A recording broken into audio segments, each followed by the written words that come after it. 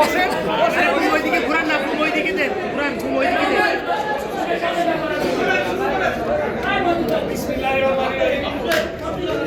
এই ভাই ফোন, এই ভাই এই ফোন পিছন থেকে, এই ফোনটা কারে ফোন করে সরান ভাই, আমাদের সরান সরান এই মোবাইল এইদিকে চাপেন। উপস্থিত প্রিয় সাংবাদিক ভাই বোনেরা, আসসালামু আলাইকুম। আজকে আমি ঢাকা দক্ষিণ সিটি কর্পোরেশনের নবনিযুক্ত প্রশাসক জনাব আব্দুল সালামের সাথে সৌজন্য সাক্ষাৎ এবং পরবর্তীতে আমরা আমাদের ঢাকা শহরের যে সমস্যাগুলো রয়েছে সেগুলো কিভাবে নিরসন করব সেই বিষয়ে প্রাথমিক আলাপ আলোচনা করার জন্য এসেছিলাম। আমাদের মধ্যে অত্যন্ত ফলপ্রসূ কয়েকটি বিষয় নিয়ে আলাপ আলোচনা হয়েছে, যার মধ্যে গুরুত্ব পাচ্ছে যে আগামী ডেঙ্গু সিজনের আগে যাতে মশক নিধন কর্মসূচিটা আমরা ব্যাপকভাবে ছড়িয়ে দিতে পারি।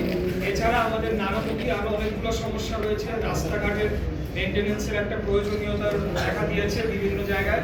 এই সকল বিষয় নিয়ে আমরা আলাপ আলোচনা করতে এসেছি। আমাদের মাননীয় প্রধানমন্ত্রী জনাব তারেক রহমান উনি আমাদের সবাইকে নির্দেশ দিয়েছেন, বিশেষ করে ঢাকার যারা আমরা নির্বাচিত সংসদ সদস্য এবং প্রশাসক আমরা যারা আছি, আমরা যাতে যেহেতু একটা ভালো একটা নির্বাচিত সরকার বেশ কিছু মাস অথবা 1.5 বছর যাবৎ অ্যাবসেন্ট ছিল, যার কারণে সেবা দানের যে কাঠামোটা অনেকটা ভেঙে পড়েছে।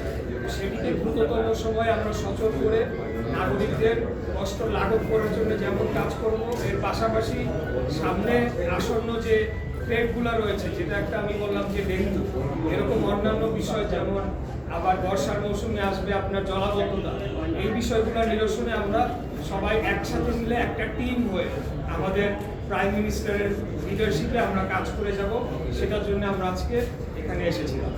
আপনি ঘোষণা দিয়েছেন যে ইলেকশন করবেন সে বিষয়ে আপনার অবস্থানটা কি আছে? আপনি ঘোষণা দিয়েছেন সামাজিক ইলেকশন করবেন এবং কিছু আপনারা বয়সনা দায়িত্বে আছে, দায়িত্বে আছে। এখন নির্বাচন যদি শীঘ্রই হয়, সেক্ষেত্রে আসলে এই মন্ত্রণালয়ের কাজটা কত করতে পারবেন এবং আসলে এই ঘোষণাটা কেমন করতে পারবেন?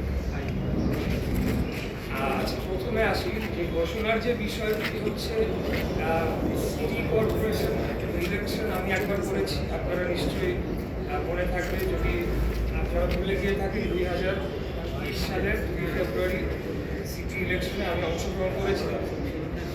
ঢাকা শহরের নাগরিক সমস্যা নিয়ে আজকে থেকে না, দীর্ঘদিন যাবৎ আমি কাজ করে আসছি এবং পার্টির বিভিন্ন প্রোগ্রামেও নাগরিক সমস্যা সংক্রান্ত যে কোনো প্রোগ্রামে আমি সবসময় যুক্ত থাকতাম। ঢাকা দক্ষিণের পক্ষ থেকে এবং ঢাকা উত্তর থেকে দাবি দেওয়া ইমিডিয়েট পাস ক্যান্ডিডেট হিসেবে আমরা কাজ করেছি।